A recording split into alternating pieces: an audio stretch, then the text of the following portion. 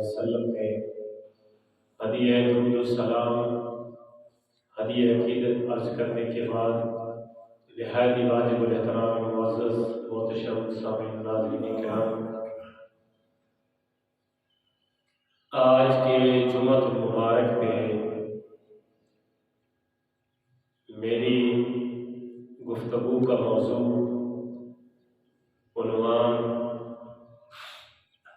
والدین کا ادب و احترام اور والدین کے حقوق کے متعلق۔ والدین کا ادب و احترام، والدین کے حقوق، ان کے آداب، ان کی تسلیمات، غرض ایک اولاد کو اپنے والدین یعنی ماں اور باپ ان کے لیے کیا کیا کچھ کرنا چاہیے، اور پھر قرآن اور حدیث کی واضح ہدایات اور روشنی کے بعد ہم اپنا محاسبہ کریں گے۔ ہم اپنا محاسبہ کریں گے کہ ہم کدھر کھڑے ہوئے ہیں۔ اکثر آپ میری گفتگو سنتے ہیں تو میری گفتگو کا جو خلاصہ اور نچوڑ ہوتا ہے کہ جو ہمارا ٹاپک، جو مضمون ہے، وہ اس پہ ہم کتنا عمل پیرا ہے یا ہم کتنا چل رہے ہیں، تاکہ ہماری بہتری بھی ہو سکے۔ ویسے شد و مد کے ساتھ بیان کر دینا، تقریر کر دینا اور پھر اس پہ اپنا محاسبہ نہ کرنا، یہ بھی زیادتی ہے۔ تو اس حوالے سے قرآن کریم متعدد جگہوں میں، بہت ساری جگہوں میں قرآن کریم میں 1 2 3 4 5 10 نہیں بلکہ 20 جگہ پہ قرآن والدین کے ساتھ اچھائی، بھلائی، نیکی، حسن سلوک، صلہ رحمی کا درس دیتا ہے۔ یہ جتنے الفاظ میں نے بولے یہ سارے تقریباً قرآن کا مفہوم ہے۔ قرآن اس کا درس دیتا ہے، اور کسی جگہ پہ تو قرآن میں ماں اور باپ کی آداب کے حوالے سے، آداب کے حوالے سے، ماں اور باپ کے آداب کے حوالے سے اللہ جل مجدہ الکریم نے اپنے آخری کتاب قرآن مجید فرقان حمید میں بہت وضاحت کے ساتھ والدین کے آداب لکھے ہیں۔ والدین کے آداب بہت وضاحت۔ اچھا، آداب جو ہوتے ہیں نا، آداب کہ کوئی بندہ آ رہا ہے تو اس سے بات کیسے کرنی ہے، کوئی جا رہا ہے تو اسے ملنا کیسے ہے، اس کے سامنے اپنے آپ کو پیش کیسے کرنا ہے۔ بادشاہوں کے آداب ہوتے ہیں، ان کی کچہریوں کے آداب ہوتے ہیں، اور پھر سکھانے والے ان کے دربار ہوتے ہیں، نوکر ہوتے ہیں۔ یہ کہتا ہے خبردار بادشاہ کے دربار میں جا رہے ہو تو آپ نے ایسے جانا ہے، ایسے کھڑا ہونا ہے، ایسے بیٹھنا ہے۔ سمجھ آ رہی میری بات؟ تو یہ بادشاہ کے دربار اور نوکر یہ بتاتے ہیں کہ بادشاہ کی جو کچہری ہے اس کے یہ اصول ہے۔ قربان جاؤں والدین کے مقام پر، والدین کی عظمت و شان پر، قربان جاؤں والدین کی فضیلت پر کہ خود رب ذوالجلال والدین کے سامنے بات کرنے، ان کے ساتھ تعلق قائم کرنے اور ان کے متعلق آداب خود رب سکھا رہا ہے۔ بھائی سمجھ بات ہے؟ میں نے مثال اس لیے دی تاکہ آپ کے ذہن میں یہ بات بیٹھے کہ بات کوئی عام نہیں ہے۔ بادشاہ کی کچہری کے نوکر دربان اس کی کچہری کے آداب بیان کرتے ہیں، لیکن قربان جاؤں یہاں پہ وہ مثال نہیں ہے، آپ کو سمجھانے کے لیے میں نے بات کی ہے کہ دنیا کے درباروں پہ، دنیا کے بڑے بڑے بادشاہوں کے سامنے ہم جائیں تو مختلف طریقے، مختلف آداب، مختلف تعظیمات، مختلف تسلیمات بجا جاتے ہیں، لیکن اللہ رب العزت نے قرآن میں جبرائیل امین کے ذریعے اپنے پیارے محبوب صلی اللہ علیہ وسلم کو بتایا اور پھر پوری امت کو درس دیا کہ امت کے لوگوں نے، مسلمانوں نے، مومنین نے اپنے والدین کے ساتھ کیسا سلوک کرنا ہے۔ قرآن بڑی واضح کتاب ہے، روشنی کا ایک مینار ہے، ہدایت کا نور ہے قرآن۔ قیامت تک جتنے لوگ آتے جائیں گے اس میں نئی نئی باتیں، نئے نئے موتی، نئے نئے عنوان، نئے پیغامات وہ نکالتے رہیں گے۔ قرآن کا اعجاز ہے۔ 1450 سال گزر گئے، لوگ متھا مار رہے ہیں، قرآن پڑھتے ہیں، ایک دفعہ پڑھ کے جاتے ہیں، پھر نئی بات نکل آتی ہے، پھر پڑھتے ہیں، پھر نئی بات نکل آتی ہے۔ یہی تو قرآن کا اعجاز ہے۔ اتنی مختصر کتاب نہیں ہے، 30 پاروں میں، ہم نے تو اس کو 30 پاروں میں سمجھا ہوا ہے، لیکن حقیقت میں یہ خزانہ ہے، علم کا خزانہ، علم کا سمندر کی کوئی حد نہیں ہوتی، باؤنڈری نہیں ہوتی سمندر کی۔ تو یہ قرآن بھی علم کا ایک لا محالہ، ان لمیٹڈ، غیر محدود خزانہ ہے قرآن۔ اس میں آپ جب بھی غوطہ لگائیں گے نئے موتی آپ کے سامنے آتے ہیں۔ 15ویں پارے کی سورہ بنی اسرائیل میں اللہ رب العزت نے ارشاد فرمایا، قرآن مقدس کی سورہ بنی اسرائیل 15ویں پارے میں اللہ رب العزت نے والدین کا مقام بیان کیا۔ مسلمانوں سنو، قرآن کیا کہتا ہے؟ قرآن بیان فرماتا ہے کہ وَقَضَىٰ رَبُّكَ أَلَّا تَعْبُدُوا إِلَّا إِيَّاهُ وَبِالْوَالِدَيْنِ إِحْسَانًا إِمَّا يَبْلُغَنَّ عِندَكَ الْكِبَرَ أَحَدُهُمَا أَوْ كِلَاهُمَا فَلَا تَقُل لَّهُمَا أُفٍّ وَلَا تَنْهَرْهُمَا وَقُل لَّهُمَا قَوْلًا كَرِيمًا۔ اللہ رب العزت نے قرآن مجید میں والدین کے بارے میں ارشاد فرمایا۔ مسلمانوں ذرا غور سے سنو، ذرا اس مقام پہ غور کرو۔ اللہ نے ارشاد فرمایا وَقَضَىٰ رَبُّكَ، اور تمہارے رب کا فیصلہ ہے، تمہارے رب کا حکم ہے۔ باری تعالیٰ کیا حکم ہے؟ فرمایا میں نے 1,24,000 پیغمبروں کو دنیا میں بھیجا، انسانوں کی ہدایت کے لیے بھیجا، انسانوں کو یہ سکھانے کے لیے بھیجا کہ اللہ وحدہ لا شریک ہے، اس کی ذات کا کوئی شریک نہیں، سبحان اللہ، وہ ایک ہے، وہ ایک کلہ۔ اس میں بھی فرمایا وَقَضَىٰ رَبُّكَ أَلَّا تَعْبُدُوا إِلَّا إِيَّاهُ، اور آپ کے رب کا حکم ہے کہ عبادت کرو تو صرف، بولیں عبادت کرو تو صرف اللہ کی، عبادت صرف اللہ کے لیے، تعظیم بندوں کے لیے ہو سکتی ہے، عبادت صرف اللہ کی ہے۔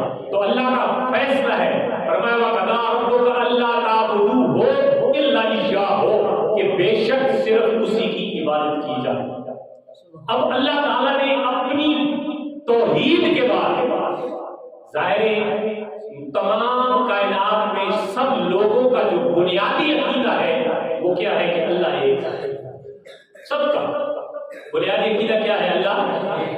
اب اللہ کے ایک ہونے کے عقیدے کے بعد کوئی دنیا میں آپ کو کہے گا جی نمازیں پڑھو، کوئی کہے گا جی حج کرو، کوئی کہے گا زکوٰۃ ادا کرو، کوئی کہے گا صلہ رحمی کرو، کوئی کہے گا جناب تم رستے صاف کرو، کوئی کہے گا پڑوسیوں کے حقوق پورے کرو، کوئی کیا کہے گا، کوئی کیا کہے گا۔ آؤ ذرا دیکھتے ہیں قرآن میں اللہ نے اپنی توحید کے بعد کون سا مضمون شروع کیا؟ اپنی توحید کے بعد کون سا مضمون شروع کیا؟ ذرا سنیے، وَقَضَىٰ رَبُّكَ أَلَّا تَعْبُدُوا إِلَّا إِيَّاهُ وَبِالْوَالِدَيْنِ إِحْسَانًا۔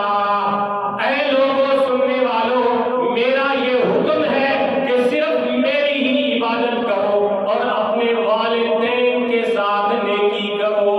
سبحان اللہ، اللہ کی عبادت کے بعد جو اللہ کا پیغام ہے وہ کیا ہے؟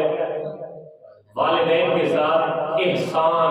احسان کا لفظ ہے نا قرآن میں، آپ احسان کا معنی میرے علاوہ کسی دوسرے مولوی سے بھی پوچھ سکتے ہیں، قرآن کے علاوہ کوئی ڈکشنری سے بھی تلاش کر سکتے ہیں احسان کا معنی کیا ہے۔ اپنی زبان جیسا احسان کا کیا معنی لیتے ہیں؟ کسی نال بھلائی کرنا، کسی نال نیکی کرنا، وہی معنی لے لے تاکہ آسانی سے سمجھ آ جائے کہ احسان کا مطلب کیا ہے؟ نیکی کرنا، بھلائی کرنا۔ فرمایا وَبِالْوَالِدَيْنِ إِحْسَانًا، سننے والوں اپنے والدین کے ساتھ ہمیشہ نیکی کرو، بھلائی کرو، اور بھلائی پھر اللہ نے یہاں تک صرف مضمون چھوڑ دیا جاتا تو خیر ہے، کوئی بھلائی نہ بھی کرتا تو گزارا چل جاتا، نہیں، اللہ نے اس احسان کو، اس نیکی کو، اس بھلائی کو اور کھول کے بیان فرمایا۔ کیسا؟ ذرا اور کیجیے۔ اللہ نے فرمایا اِمَّا يَبْلُغَنَّ عِندَكَ الْكِبَرَ أَحَدُهُمَا أَوْ كِلَاهُمَا فَلَا تَقُل لَّهُمَا أُفٍّ وَلَا تَنْهَرْهُمَا وَقُل لَّهُمَا قَوْلًا كَرِيمًا۔ اے باری تعالیٰ والدین کے بارے میں تیرا حکم کیا ہے؟ فرمایا والدین کے ساتھ نیکی کرنا حکم ہے میرا۔ اور اگلی بات سنو، فرمایا دونوں تمہاری زندگی میں، تمہاری حیات میں، تمہاری زندگی میں دونوں بوڑھے ہو جائیں یا دونوں میں سے ایک بوڑھا ہو جائے، لیکن تم زندہ ہو، تم جوان ہو، فرمایا کیا کرنا؟ فَلَا تَقُل لَّهُمَا أُفٍّ وَلَا تَنْهَرْهُمَا۔ باری تعالیٰ کیا کرنا ہے؟ فرمایا بوڑھے ہو جائے تو ان کے سامنے اف تک بھی نہیں بولنا۔ کیا نہیں بولنا؟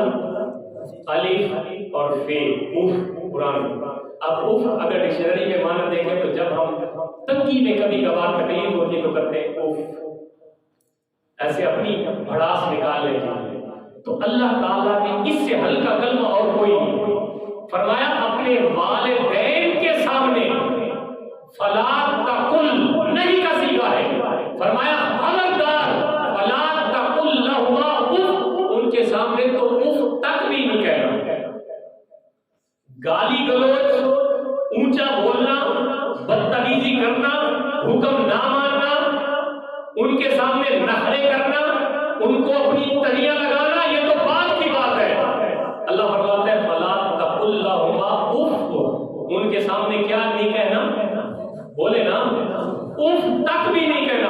اور اگلی بات فرمایا ولا تنہرہما، کبھی کبھار اگر مکالمہ ہو جائے نا والدین سے، ماں باپ سے، تو قرآن کہتا ہے ولا تنہرہما، ان کو جھڑکنا نہیں ہے، ان کو جھڑکنا نہیں ہے۔ تنہرہما، جھڑکنا پلاؤ، ڈانٹ نہ پلاؤ۔ جس طرح ڈانٹ پلاتے ہیں نا والدین بچوں کو، تو والدین بچوں کو ڈانٹ پلائیں تو ان کا حق ہے، بچوں کا حق والدین کو ڈانٹ پلانا ہے۔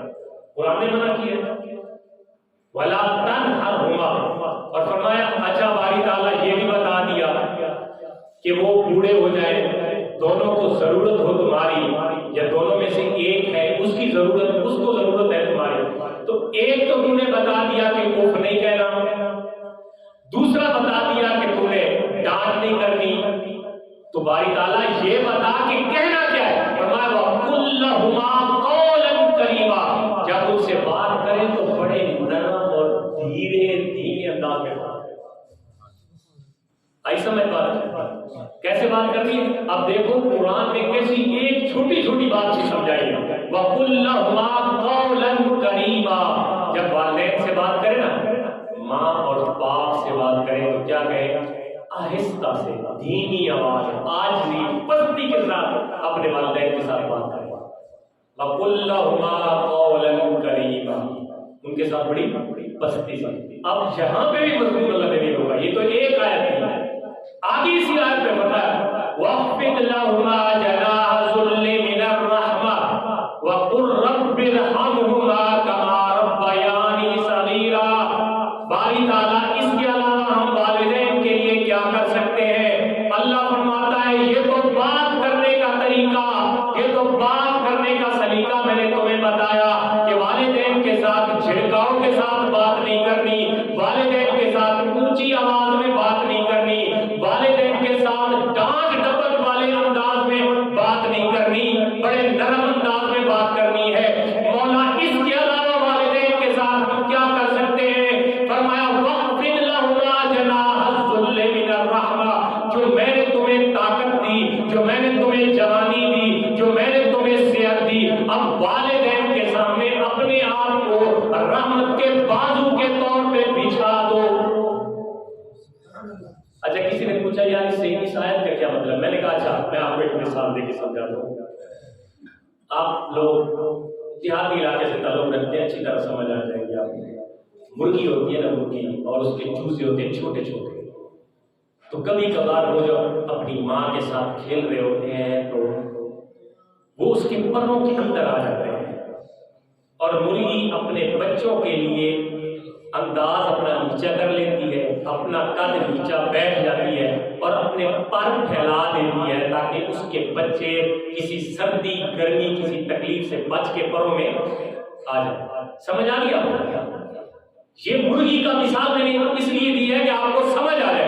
فرمایا جس طرح مرغی اپنے بچوں کی پروٹیکشن کے لیے، حفاظت کے لیے ان کو اپنے قریب کر لیتی ہے اور ان کو اپنے پروں کے اندر لے لیتی ہے، فرمایا وَخْفِضْ لَهُمَا جَنَاحَ الذُّلِّ، اے بچوں تم بھی اپنے والدین کے لیے اسی طرح اس مرغی کی طرح بن جاؤ جو اپنے بچوں کو اپنے اندر حفاظت کے لیے لے لیتی ہے، تم اپنے والدین کے لیے وہی مرغی کا کردار ادا کرو۔ آئی سمجھ کے نہیں؟ وَخْفِضْ لَهُمَا جَنَاحَ الذُّلِّ مِنَ الرَّحْمَةِ، اور آگے فرمایا قُلْ رَبِّ ارْحَمْهُمَا كَمَا رَبَّيَانِي صَغِيرًا۔ آخری بات فرمایا اور دعا کر اور کہے، وَقُلْ اور کہے، رب اے میرے رب، ارحمہما ان دونوں پہ رحم فرما، کما ربیانی صغیرا انہوں نے مجھے بچپن میں پالا تھا، میری پرورش کی تھی، مجھے انہوں نے پالا، اب میں ان کے لیے دعا کرتا ہوں مولا تو ان کے اوپر رحم فرما۔ اب قرآن کریم کی ان آیت، باقی 20 آیتیں میں نے پہلے بتایا، یہ تو میں نے صرف ایک آیت پڑھی ہے، یعنی 2 آیتیں اکٹھی جہاں پہ والدین کا مضمون ہے۔ تو اس کے علاوہ قرآن میں بہت ساری جگہوں پہ ماں اور باپ کے لیے، والدین کے لیے بہت ساری جگہوں میں تربیت کی گئی ہے اولاد کی، کہ اپنے والدین کے ساتھ کیسے بات کرنا۔ ذرا ہم بھی سوچیں کہ قرآن میں جتنے میں نے 4-5 پوائنٹ بیان کیے، قرآن میں اللہ کا فیصلہ ہے وَقَضَىٰ رَبُّكَ أَلَّا تَعْبُدُوا إِلَّا إِيَّاهُ، عبادت صرف بولے، عبادت صرف، لوگ کہتے ہیں تم توحید نہیں بیان کرتے، یہ توحید نہیں بیان کرتے تو کیا کرتے؟ فرمایا حکم ہے اللہ کا کہ عبادت صرف، اس کے علاوہ کسی کی عبادت جائز ہی نہیں، شرک ہے۔ فرمایا عبادت صرف اللہ کی، اللہ کی عبادت کے بعد اللہ نے فرمایا اگر میرا بندہ بننا ہے نا اور میرا فرما بردار بننا ہے تو پھر کیا کرنا ہے؟ اپنے والدین کے ساتھ نیک سلوک، ماں باپ کے ساتھ نیک برتاؤ کرنا ہے۔ اور پھر ماں باپ کے ساتھ نیک برتاؤ کا طریقہ کیا ہے؟ فرمایا جب تو اپنے والدین کے سامنے آنا ان کو اف تک نہ بول، نمبر 1 ان کو اف تک نہ بول، نمبر 2 ان کو ڈانٹ نہ پلا، نمبر 3 ان کے ساتھ نرم انداز میں بات کر، نمبر 4 ان کے لیے رحمت کے پر بچھا دے، اور نمبر 5 ان کے لیے رحمت کی دعا مانگ۔ یہ 5 آداب تو اللہ نے صرف ایک جگہ پہ فرمایا۔ اگر میں دوسری بات کروں تو حضرت سورۃ لقمان میں اللہ تبارک و تعالیٰ نے فرمایا انشکر لی ولوالدیک، اے بندے سب سے پہلے میرا شکر ادا کر۔ کیا کر؟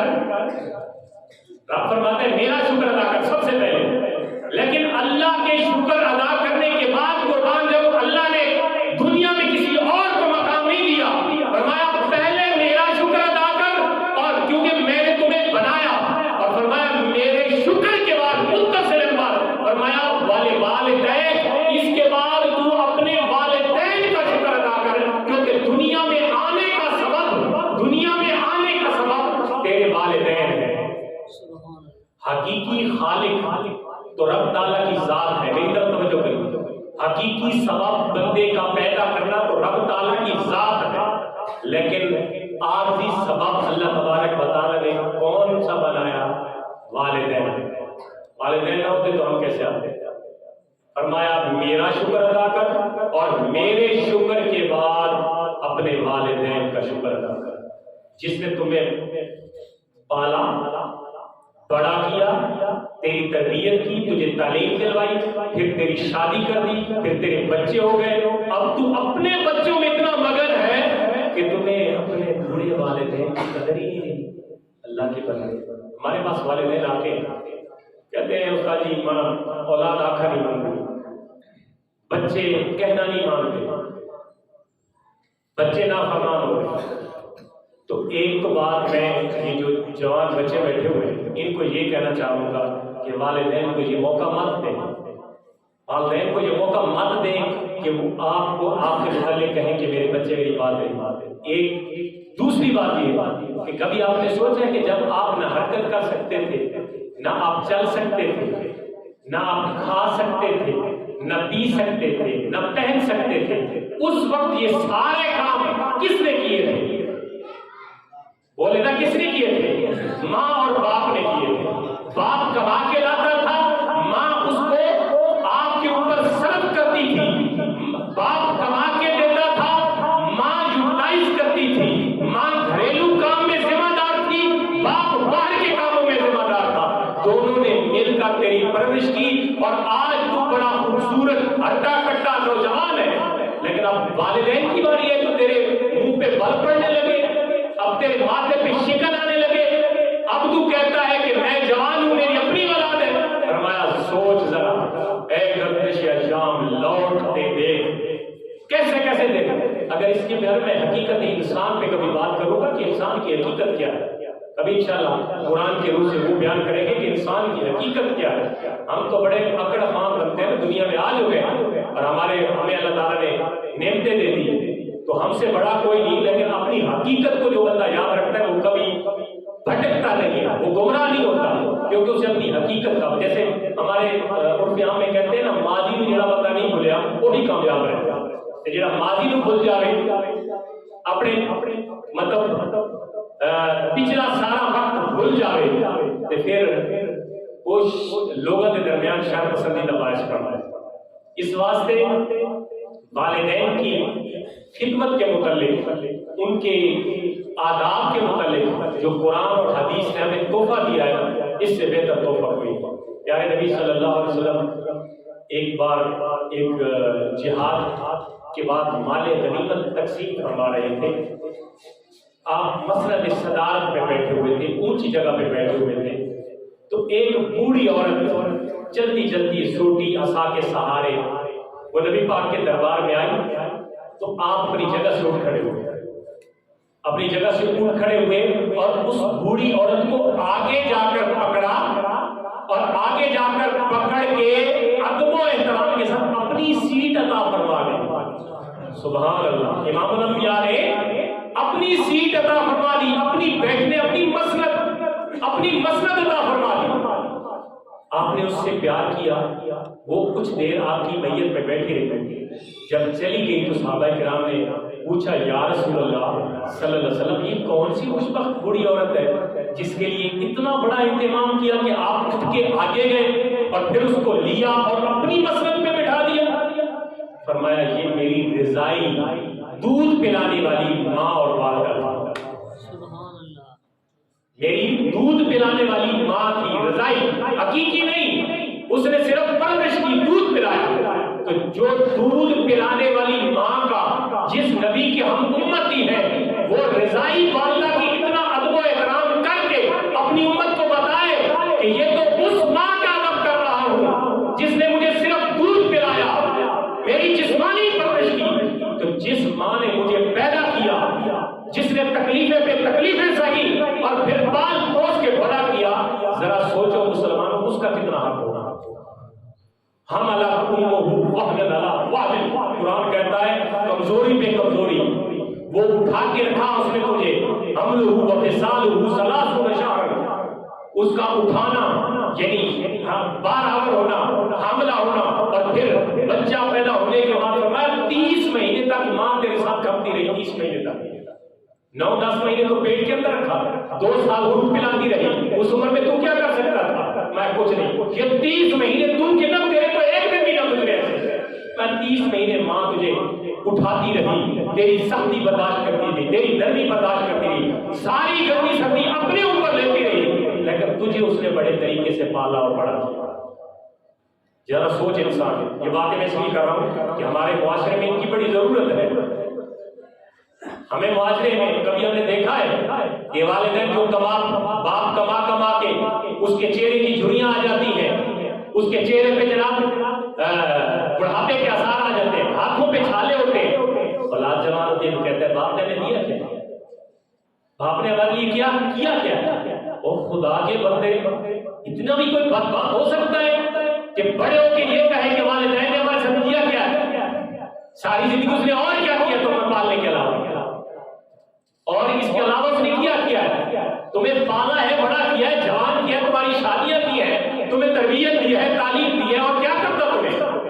آج بڑے ہو کے ہم خان بنتے ہیں اور کہتے ہیں کہ ہمارے والدین نے کیا یار رسول صلی اللہ علیہ وسلم نے ارشاد فرمایا، حدیث پاک سنیے ذرا اور جھوم جائیے، اللہ کے رسول صلی اللہ علیہ وسلم نے ارشاد فرمایا، حضرت ابن عباس راوی ہے، مشکاۃ شریف کی حدیث ہے، متفق علیہ، دیگر حدیثوں کی کتاب موجود ہے، فرمایا ان رسول اللہ صلی اللہ علیہ وسلم قال ما من ولد بار ينظر الى والديه نظر رحمت الا كتب الله له بكل نظرة حجة مبرورة قالوا وان نظر في كل يوم 100 مرة قال نعم الله اکبر واطيب۔